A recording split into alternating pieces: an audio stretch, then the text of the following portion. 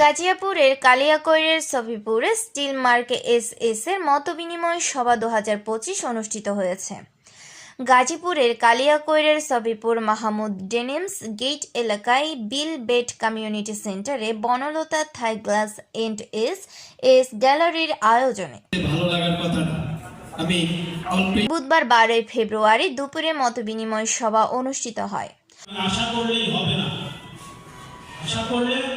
হবে না, তো আমি আপনাদের দোয়া কামনা করে আমার সংক্ষিপ্ত বক্তব্য শেষ করলাম। কোরআন তেলাওয়াত করেন মোহাম্মদ শুখর আলী।